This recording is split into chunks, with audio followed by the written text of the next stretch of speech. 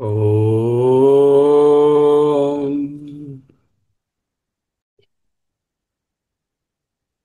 ఓం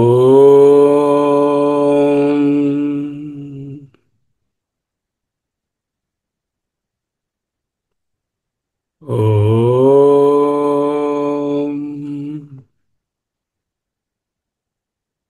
అహమస్మి అహమస్మి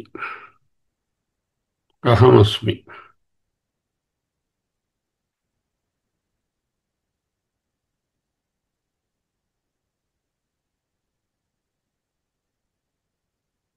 క్షేత్రజ్ఞం చాపి మాం విద్ధి సర్వక్షేత్రేషు భారత. క్షేత్రజ్ఞయోః జ్ఞానం యత్తజ్ఞానం మతం మమ.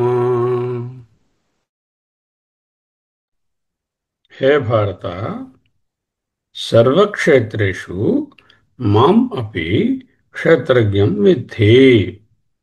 యత్ క్షేత్రజ్ఞయోః జ్ఞానం తజ్ఞానం మమ మతం ఇతి అస్తి.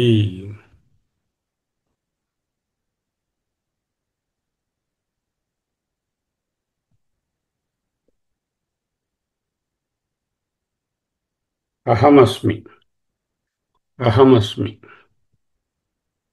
ఇక్కడ మమ, మాం అంటే పరమేశ్వరుడు. పరమేశ్వరుడు క్షేత్రజ్ఞుడు, చైతన్యం. ఎక్కడ? సర్వక్షేత్రేషు, సకల ప్రాణులయందు, ప్రాణం లేనటువంటి స్థావర జంగమాలయందు చైతన్యం వ్యాపించి ఉంది. ఇమీడియట్ క్వశ్చన్ ఈజ్, ఒకే పరమాత్మ, ఒకే చైతన్యము వేర్వేరు ప్రాణులయందు అప్రాణులయందు వివిధంగా విభిన్నంగా అనేకంగా ఉందా? ఎలా ఉంటుంది?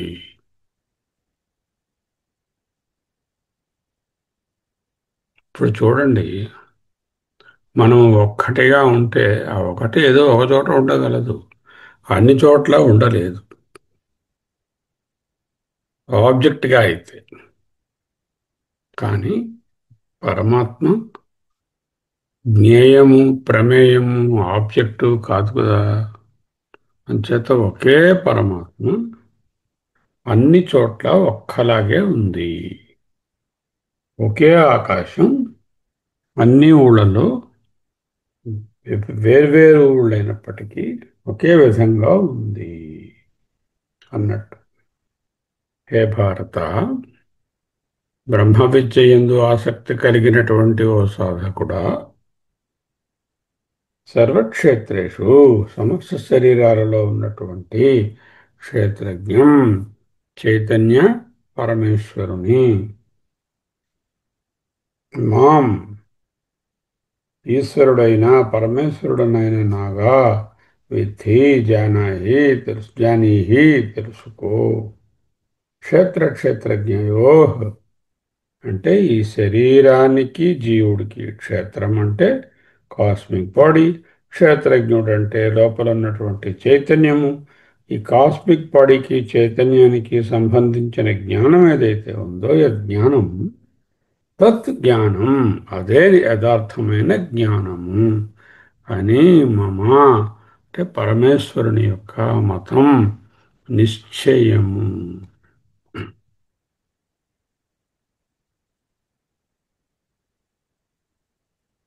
ఒక పక్క సర్వక్షేత్రేషు అంటూ అనేక దేహాలుగా ఉన్నాయి అంటూ, అందులో ఉన్న చైతన్యం ఒక్కటే నేనే అంటూ కొంచెం కష్టంగా ఉంది అర్థం చేసుకోవడానికి. ప్రపంచంలోని జీవులంతా పోనీ పరమాత్మ వాళ్ళ లాంటి వాళ్ళే అందామా? పరమాత్మయే ఇన్ని రూపాలుగా ప్రతి జీవిలోనూ ఉందన్న కన్నా, ఒక్కొక్క జీవిలోనున్న చైతన్యము పరమాత్మ చైతన్యము వంటిదే అందామా అని పూర్వపక్షం. దానికి దేహీ నిత్యం అవధ్యోయం, దేహంలో ఉన్నటువంటి ఈ ఆత్మ, చైతన్యాత్మ, దేహి నిత్యుడు, మరణం లేనివాడు.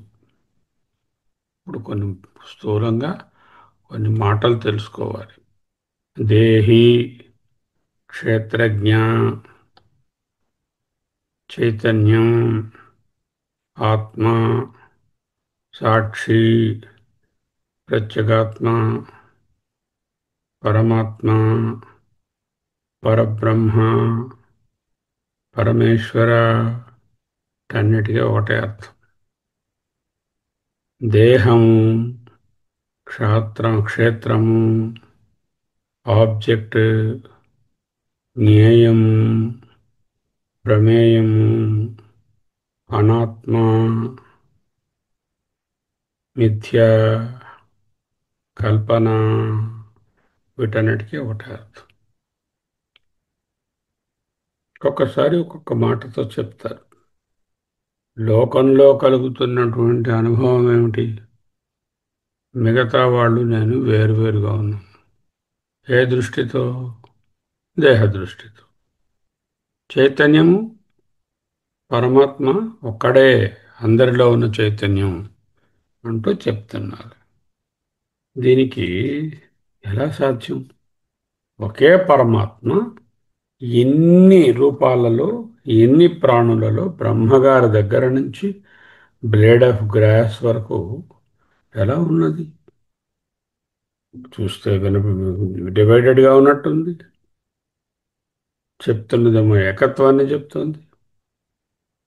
అవిభక్తం భూతేషు ప్రవిభక్తమివ చ స్థితం. అవిభక్తమైనటువంటి పరమాత్మ చైతన్యము, original consciousness, the absolute consciousness, విభక్తమివ చ స్థితం అంటే వేర్వేరుగా ఉన్నదా అన్నట్లు అనిపిస్తోంది. అది అలా వేరుగా లేదు, ఒక్కటే అనడానికి ఐతదాత్మ్యమిదం సర్వం తత్సత్యం స ఆత్మా తత్వమసి. ఈ ప్రపంచమంతా ఆత్మస్వరూపమే, అట్టి ఆత్మ నీవే. ఛాందోగ్యోపనిషత్తు. అయం ఆత్మా బ్రహ్మ. మాండూక్యోపనిషత్తు. ఈ ఆత్మయే పరబ్రహ్మ. సత్యం జ్ఞానం అనంతం బ్రహ్మ. బ్రహ్మ సచ్చిదానంద స్వరూపుడు. ఆ రూపము ఒక్కొక్క ప్రాణి యందును ఉన్నది.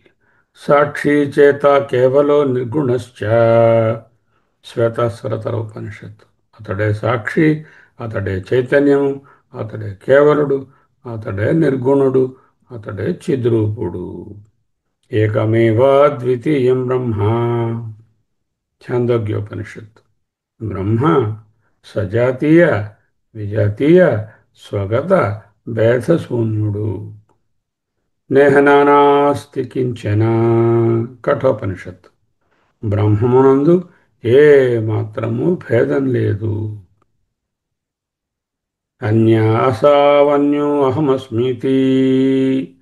అతడు వేరు, నేను వేరు. అతడు అన్యుడు, అన్యో అహం, నేను వేరు అని ఎవరైతే అనుకుంటారో నస వేద, వాడు తెలిసినవాడు కాదు. యథా పశురేవం సదేవాన్. అంటే పరమాత్మ వేరు, నేను వేరు అని భావించేవాడు దేవతలకు పశువు వంటివాడు. అంటే ఆవులు, మేకలు వంటి పశువులు మానవుల చేతిలో పరాధీనమై ఎలా జీవిస్తూ ఉంటాయో అలాగే ఇతర దేవతల చేతిలో ఈ జీవుడు పరాధీనుడై ఉంటాడు. ఆ విధంగా వ్యత్యాసంగా అన్యో అసహ, అన్యో అహమని అనుకుంటే బృహదరణ్యుడు. ఇలా వేల కొలది వేదవాక్యాలు జీవబ్రహ్మ ఏకత్వాన్ని నిరూపిస్తున్నాయి. ఇక్కడ కూడా అదే జీవబ్రహ్మ ఏకత్వం. శ్రీమద్ భాగవతంలో శ్రీమన్నారాయణ పరమాత్మ తత్వాన్ని బ్రహ్మదేవుడికి, నారాయణ పరమాత్మ తన యొక్క తత్వాన్ని బ్రహ్మదేవుడు గారికి ఇలా ఉపదేశిస్తున్నాడు. భగవాన్ ఏక ఏవైష సర్వక్షేత్రేష్వస్థితః. భగవాన్ ఒక్కటే. ఏ ఏవా ఏషా ఈ భగవానుడు సర్వక్షేత్రే అన్ని క్షేత్రములయందు అవస్థిత. సర్వక్షేత్రములయందున్న భగవంతుడు ఒక్కడే. అహమేవ అసం అగ్రే నా అన్యదత్ సదసత్పరం. భాగవతం. సృష్టికి పూర్వము నేను ఒక్కడనే ఉన్నాను. సత్తు గాని అసత్తు గాని ఆ రెండిటికీ విలక్షణమైనది గాని మరి ఒకటి లేదు. ఎన్నో వేద ప్రమాణాలు చూశాను. భాగవత పురాణంలో శ్రీమన్నారాయణుడు తన తత్వాన్ని చెప్పిన విషయం చూశాం. మరి భగవద్గీతలోనే వేరే అధ్యాయాలలో వేర్వేరు చోట్ల పరమాత్మ మాట్లాడిన మాటలు, వ్యాస భగవానుని గారి బోధన కూడా అదే. యో మాం పశ్యతి సర్వత్ర సర్వం చ మయి పశ్యతి. 6:30. సర్వభూతస్థమాత్మానం సర్వభూతాని చాత్మని ఈక్షతే యోగయుక్తాత్మా సర్వత్ర సమదర్శినః. 6:29. విద్యా వినయ సంపన్నే బ్రాహ్మణే గవిహస్తిని సునిచైవ స్వపాకే చ పండితాః సమదర్శినః. 5:18. సమం సర్వేషు భూతేషు తిష్టంతం పరమేశ్వరం వినశ్యత్స్యు అవినిశ్యంతం. ఈ దేహాదులు వినాశనాన్ని పొందినా కూడా అవినిశ్యంతం. యః పశ్యతి స పశ్యతి. సర్వభూతములయందు సర్వజీవులలోనూ ఒకే రీతిగా వ్యాపించి ఉంటూ దేహేంద్రియాదులు నశించిన తాను మాత్రం నశించకుండా నిర్వికారంగా ఉండే పరమేశ్వరుని ఎవడు దర్శిస్తాడో యహ పశ్యతి సహ పశ్యతి. అతడి చూపే నిజమైన చూపు. యత్ జ్ఞానం తద్జ్ఞానం. ఏ ఏకత్వ జ్ఞానం ఉన్నదో అదే నిజమైన జ్ఞానము. యహ పశ్యతి స పశ్యతి. 13వ అధ్యాయం, ఇదే అధ్యాయంలో 27వ శ్లోకంలో.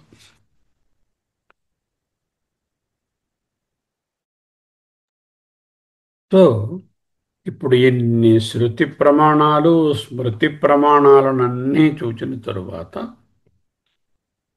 యథార్థభూతమైన ఈ వాక్యం సకల జీవరాశులలోనున్న చైతన్యము ఒక్కటే. దీనికి ఒక చిన్న కథ చెప్పుకుందాం. అనగనగా ఒక ఊర్లో విజయవర్మ గారని ఓ రాజుగారు ఉండేవారు. ఆయన పక్క దేశంలో తన గురించి ఏమనుకుంటున్నారో, అక్కడ ఏం పన్నాగాలు పన్నుతున్నారో, కుట్రలు పన్నుతున్నారో తెలుసుకోవడానికి మారు వేషం వేసుకొని పక్క రాజ్యానికి వెళ్ళారు. ఒకరోజు మాస్టర్వాడి వేషం వేసుకుని పక్క రాజ్యంలో ఆయన గూఢచారిగా సంచరిస్తున్నాడు. అక్కడ తిరుగుతూ ఉంటే అక్కడ ముష్టి వాళ్ళంతా కూడా ఒక గ్రూపు కర్రలతో ఒకళ్ళనొకడు కొట్టుకుంటున్నారు. ఈ విజయవర్మ గారు తన మధ్యలోకి వెళ్ళి వాళ్ళు కొట్టుకోకండి రా అని విడిపిద్దామని మధ్యలో దూరి ఆ వాళ్ళని విడిపించబోయేసరికల్లా ఒక కర్రతో బలమైన దెబ్బ ఎవరో తన తల మీద కొట్టారు. దాంతో ఆయన పడిపోయాడు స్పృహ తప్పి. అయ్యో, కొత్త ముష్టివాడు ఎవడో వచ్చి ఇక్కడ పడిపోయాడని వాళ్ళు భయపడి వెళ్ళిపోయారు. ఇక పక్కనున్న వాళ్ళు కూడా ఎవరు తాగేసి పడుకున్నాళ్లే అనుకుని ఎవరు పట్టించుకోలేదు. రాత్రంతా పాపం అలా పడుకుని ఉన్నారు. ఎవరు? ఈ ముష్టివాడు రాజుగారు. ఆయన ముష్టివాడ రాజుగారా తర్వాత చూద్దాం. ఓకే. అంతఃపురంలో మన్నాడు అధికారులంతా వాకప్ చేసి రాజుగారు కనపడటం లేదని తగ్గ పక్క దేశంలో ఒక ఊళ్ళో దొరికాడు. నీళ్లు జల్లి కాస్త వైద్యాలు చేయించి ఆయన ఒక డాక్టర్ గారి దగ్గరికి ఆయన తీసుకెళ్ళడానికి ముందు ఆయన, ఎవరండి మీరు అంటే, నా పేరు ఎల్లయ్య అంటున్నాడు. ఎవరు? విజయవర్మ గారు. అతని పేరేమో ఎల్లయ్య, విజయవర్మ. ఏంటయ్యా నీ పేరంటే ఎల్లయ్య అంట. అజ్ఞానం ఆవరించినప్పుడు మనిషి తన యథార్థ స్వరూపాన్ని మర్చిపోతాడు. ఈయనకి అజ్ఞానం ఆవరించింది ఆ తల మీద దెబ్బ వలన. అందువలన తాను విజయవర్మని మర్చిపోయాడు. ముష్టివాడు అనుకుంటున్నాడు, ఎల్లయ్య అనుకున్నాడు. సరే, మొత్తం మీద తన తాలూకా స్వరూపాన్ని మర్చిపోయాడు. ఇప్పుడు అక్కడున్న వాళ్లకు రాజుగారే ఈయనని మంత్రి ఎంత చెప్పినా పక్కన ఉన్నటువంటి వాళ్ళకి నమ్మకం లేదు. ఎందుకంటే ఆయన అడిగితే ఎల్లయ్య అంటున్నాడు, చూడడానికి ముష్టివాడిలా ఉన్నాడు, ఈయన మన రాజుగారు కాదండి అంటున్నారు. సరే, ఆయన ఒక మానసిక వైద్యుని దగ్గరికి తీసుకెళ్ళి ఆయన్ని కొంచెం ట్రీట్మెంట్ ఇప్పిస్తే ఆయనకి పూర్వ స్మృతి వచ్చింది. కొన్ని రోజుల్లోనే పరిస్థితి అర్థం చేసుకుని, ఓహో, నేను అజ్ఞానంలో పడిపోయి మిమ్మల్ని అందరినీ కంగారు పెట్టానా, ఏమిటి ఈ ముష్టివాడి వేషం నాకు అంటూ రాజుగారు. అప్పుడు అక్కడ ఉన్నటువంటి రక్షక భటులు అనుమానంగా చూస్తూ, మీరెవరండి అని. నేను మహారాజు విజయవర్మను. సరే, ఎప్పటి నుంచి మీరు మహారాజు అయ్యారండి అని ప్రశ్నించారు. మహారాజు గారు నవ్వి, నేను పుట్టినప్పటి నుంచి రాజపుత్రుడినే, ముష్టివాడి వేషంలో ఉన్నా నేను రాజునే, స్పృహ తప్పిపడి ఉన్నా రాజునే, స్పృహ వచ్చినా రాజునే, ఎప్పుడూ రాజునే అని చెప్పారు. ఏమిటి సారాంశం? మనము అఖండ సచ్చిదానంద స్వరూపమైనటువంటి ఆత్మ అయి మాయ అనే అమ్మగారి చేత గట్టిగా తల మీద కొట్టబడి మన స్వరూపాన్ని మర్చిపోయి ముష్టివాడు అనుకుంటూ ఇగో ఈ కల్పనలు చేసుకుని రాజుగారు ముష్టివాడిగా కల్పన చేసుకున్నట్టు నేను ఫలానా ఫలానా అని కల్పన చేసుకొని గాలం గడిపేస్తున్నాం. ముష్టివాడిని అనుకుంటున్నాం, ముష్టివాడిలాగా బతుకుతున్నాం. ఇన్సెక్యూరిటీ, భయంతో బతుకుతున్నాం. అయితే ఎప్పుడైతే ఒక మంచి మానసిక వైద్యుడు అంటే గురువు గారు శాస్త్రము ప్రబోధం ఇచ్చినదో, మెలకువ వచ్చినదో, అప్పుడేమైంది? ఇదిగో ఈ వేసుకున్న వేషం కాస్త జారిపోయింది. నేను ఇక ముష్టివాడిని కాను, నేను సర్వస్వతంత్రుడనైన మహారాజును అని ఆ రాజుగారు ఏ విధంగా తెలుసుకున్నారో మనం కూడా నేను సర్వస్వతంత్రుడనైన స్వతంత్ర ప్రతిపత్తి ఉన్న స్వయం జ్యోతి అయిన ఆత్మస్వరూపాన్ని అంటూ తెలుసుకుంటాం. అదే జ్ఞానం. అసలు స్వరూపాన్ని మరచిపోవడము అంటే విజయవర్మ గారు తన స్వరూపమైన రాజుని మర్చిపోవడం, దానికి తోడుగా కొత్త స్వరూపం ఒక ముష్టివాడంటూ వేషం వేసి ఆ ముష్టివాడే నిజం అనుకోవడము. ఆ కథ మన కథే. అహమస్మి. మనం ఏమయ్యాం? మన అసలు స్వరూపమైనటువంటి సచ్చిదానంద నిర్గుణ నిరాకార పరబ్రహ్మ చైతన్య ఒరిజినల్ కాన్షియస్నెస్ ఆత్మను మరచిపోయాము. మన స్వరూపం అదని తెలుసుకోలేదు. పైన ఉన్నటువంటి ఈ వేషము తెచ్చిపెట్టుకున్నది, ఉపాధిగతంగా వచ్చినటువంటి ఈ వేషమే నేను అనుకుని తాదాత్మ్యం చెంది అజ్ఞానంలో మాయ అనే దెబ్బతిని అక్కడ ఉన్నాము. ఎప్పుడైతే ఆ మాయ నుండి గురూపదేశము లేక శాస్త్రవాక్యం ద్వారా తొలగిపోతామో, మాయ తొలగిపోతుందో, అప్పుడు స్వరూపము ఉండనే ఉంది. దాన్ని క్రొత్తగా తెచ్చిపెట్టనక్కరలేదు. అహమస్మి, అహమస్మి, అహమస్మి. పెద్ద సందేహం ఏంటంటే, ఒకే పరమాత్మ ఇన్ని రూపాలుగా ఎలా ఉన్నాడు? సరే, ఆ కళను కొంచెం ఎక్స్టెండ్ చేసుకుందాం. ఆ ముష్టివాడి తాలూకా కథను కొంచెం ఎక్స్టెండ్ చేసుకుందాం. రాజుగారు రాజ్యానికి వచ్చేశారు. తాను విజయవర్మను రాజును స్వతంత్రుడని తెలుసుకున్నారు. ఒకరోజు నిద్రించారు. నిద్రించినప్పుడు కల వచ్చింది. కలలో 20 మంది ముష్టివాళ్ళు వచ్చారు. తను ఏ వేషం అయితే వేసుకున్నాడో అటువంటి ముష్టివాడి వేషంలో వాళ్ళతో కలిసి తను మాట్లాడుతున్నట్టు, పోట్లాడుతున్నట్టు, కోటలోకి వచ్చేసినట్టు తన కలలో కనిపించారు. పొద్దున లేచి మంత్రి గారికి చెప్పారు. అయ్యా రాత్రి నేను ముష్టి వాళ్ళందరూ గ్రూప్లో ఉన్నాను. నేను కాకుండా నాతో పాటు ఒక 10-15 మంది ముష్టి వాళ్ళు ఉన్నారు. అంటే వాళ్ళు ఎలా వస్తారండి? ఎంతమంది రక్షక భటులు కాపలాగా వస్తున్నారు కదా, వాళ్ళు కోటలోకి ఎలా వస్తారండి? రాలేరు అన్నారు మంత్రి గారు. కోటలోకి కాదయ్యా, నా కలలోకే వచ్చేసారు వాళ్ళు. అంటే ఎక్కడా రాలేనటువంటి ముష్టి వాళ్ళు కల్లోకి ఎలా వచ్చారు? ఎలా వచ్చారు? మనసే సృష్టించింది. మనసు అంటే ఏమిటి? చైతన్యమే సృష్టించింది. చైతన్యం ఎన్నైంది ఇప్పుడు? 15 మంది ముష్టివాళ్ళు ప్లస్ రాజుగారు అయినటువంటి విజయవర్మ 16 మందిగా మారింది. అంటే ఒకే చైతన్యము కళలో 16 విధాలుగా తెలిసింది కదా. అలాగే ఈ జాగ్రత్త అనేటటువంటి ఈ కళలో ఒకే చైతన్యము మల్టిట్యూడ్ మేనిఫోల్డ్ రూపాలుగా తెలుస్తూ ఉన్నది.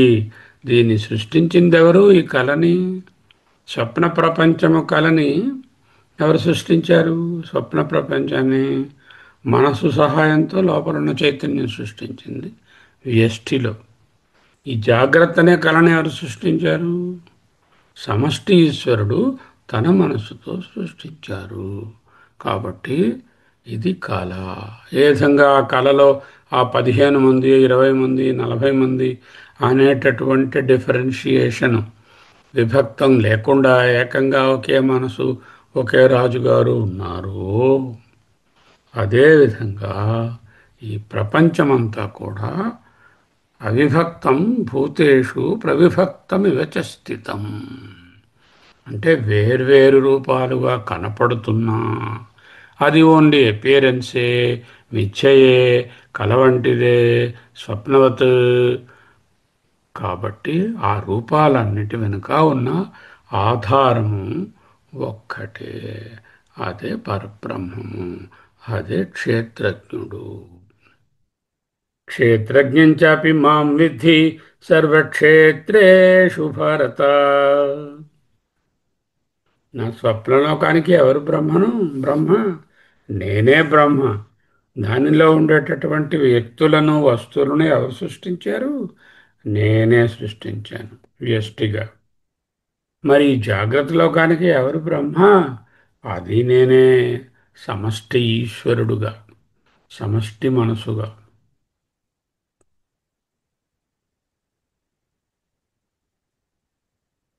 అహమస్మి. అహమస్మి. ఏ విధంగా తల మీద బలమైనటువంటి దెబ్బ తగిలినప్పుడు స్వరూపాన్ని మర్చిపోయాము, అదేవిధంగా మాయా అనే బలమైనటువంటి దెబ్బ తగలడం వలన ఆ మాయలో ఉంటూ స్వరూప ఆత్మను మరచితిమి.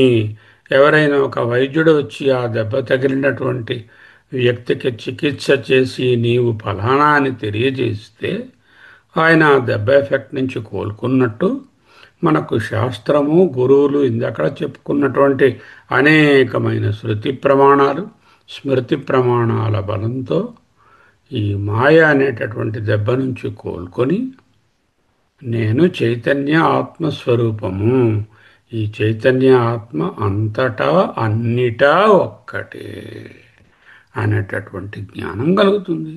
అప్పుడు మాయను ట్రాన్సెండ్ చేస్తాం. మాయ అలాగే ఉంటుంది, మాయ ఎక్కడికి పోదు. మాయను అతీతంగా చూస్తాము. మాయను పోగొట్టుకోవడం అంటూ ఉండదు. మాయ అంటే ప్రపంచం, భిన్నత్వం. భిన్నత్వం పోదు, భిన్నత్వం అలాగే ఉంటుంది. అలా భిన్నత్వం ఉన్నా కూడా దానిలో ఏకత్వం చూడడం తెలుస్తుంది. దీనినే క్షేత్రజ్ఞం చాపి మాం విద్ధి సర్వక్షేత్రేషు భారత. ఈ శ్లోకంలో క్షేత్రాలు ఎన్ని ఉన్నాయి? ఎన్నో. అన్ని క్షేత్రాలే. Millions and millions of manifold manifestations of the Parabrahma are there. They were there, they will be there. But there is one universal consciousness absolute, the Satchid absolute, Satta Spurti, Satchidanandam, in and throughగా దేశకాల